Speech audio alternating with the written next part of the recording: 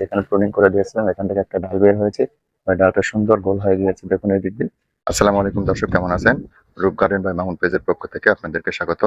আমি যে জিনিসটা আজকে আপনাদেরকে দেখাবো এটা একটা বড়ই গাছ। এই বড়ই গাছটা আমি ছাদ বাগানে প্রায় 3 বছর আগে লাগিয়েছিলাম। এই গাছটাই ফল গাছের মধ্যে এই গাছটাই আমার প্রথম লাগানো। এই গাছটা অনেক ছোট একটা গাছ লাগিয়েছিলাম, দেখুন গাছটা আমার কত বড় হয়েছে এবং কত সুন্দর হয়েছে আপনারা দেখতে পাচ্ছেন। দেখুন এই বড়ই গাছটা কেমন ঝোপালো হয়েছে। দূর থেকে দেখালে আপনারা ভালো বুঝতে পারবেন।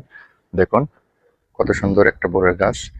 চতুর্দিকে গোল হয়ে ঝোপালো হয়ে গেছে, কারণ হচ্ছে আমি দেখুন বড়ই গাছ প্রুনিং করে দিয়েছিলাম। যেখানে প্রুনিং করে দিয়েছিলাম এখান থেকে একটা ডাল বের হয়েছে। ওই ডালটা সুন্দর গোল হয়ে গিয়েছে, দেখুন এই দিক দিয়ে। আবার এই পাশে যে ডালগুলো আছে এই ডালগুলো সুন্দরভাবে চতুর্দিকে ছড়িয়ে গিয়েছে। আর এই বড়ই গাছটি একটা জিও ব্যাগের টবে লাগানো আছে। দেখুন জিও ব্যাগের টবটা, যে একটা জিও ব্যাগের টব।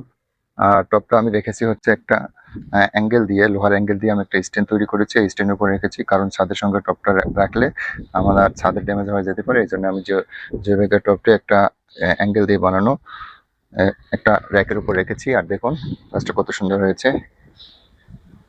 গাছটা এখন পর্যন্ত অনেক সুস্থ সবল রয়েছে। আশা করছি সামনের বছর বড়ই সিজনে এই গাছটা থেকে ভালো ফলন পাবো। তো দেখা যাক বন্ধুরা, আপনাদেরকে তো আমি পর্যায়ক্রমে আপডেট দিতেই থাকবো। আমার এরকম আরো একটা বড়ই গাছ রয়েছে, এটা হচ্ছে আমার আপেল কুল বড়ই গাছ। আরেকটা আমার বড়ই গাছ রয়েছে, এটা আমি আপনাদেরকে আরেকটা ভিডিওতে দেখাবো। আমার ছাদ বাগানে দেখুন বেশ কিছু ফলের গাছ রয়েছে।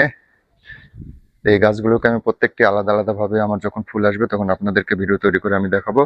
এবং আজকের মতো এখানেই, সবাইকে ধন্যবাদ। আসসালামু আলাইকুম।